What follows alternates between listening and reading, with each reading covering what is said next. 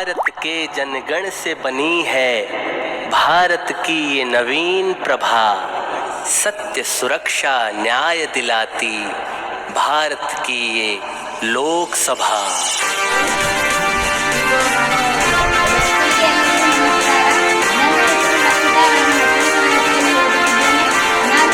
गणतंत्र राष्ट्र का महापर्व हम मिलकर भव्य बनाएंगे।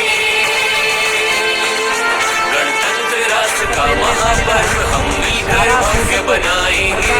मत का दान कर भारत माँ के मतदाता कहलाएंगे। मत का दान कर भारत माँ के मतदाता कहलाएंगे।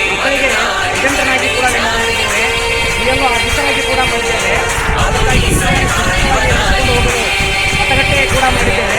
ಎಲ್ಲ ಚುನಾವಣೆ ಕೂಡ ಈಗ ಪ್ರಾರ್ಥನಾ ಸಮಯದಲ್ಲಿ ವಿತರಣೆ ಮಾಡ್ತಾ ಇದ್ದೇವೆ. ಕೃಷಿಯವರ ಆದೇಶ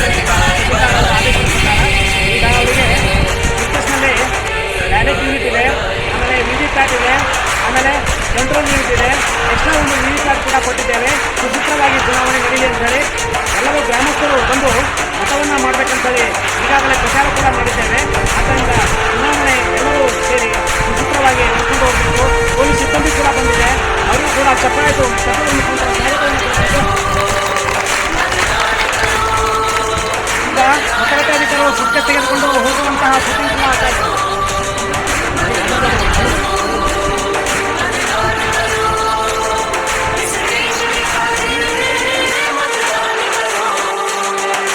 लालच में हम आके किसी को अपना वोट न बेचेंगे। लालच में हम आके किसी को अपना वोट न बेचेंगे। सभ्य को चुनकर अपने नयन से उन्नत भारत देखेंगे। मतदान करने जाएंगे।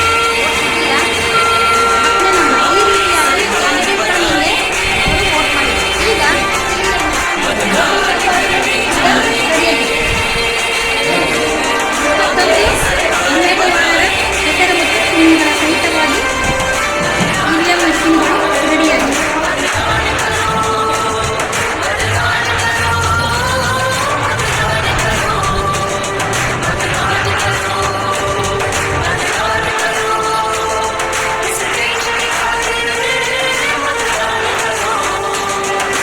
अपने वोट की क्या है कीमत ये हम सबने जाना है।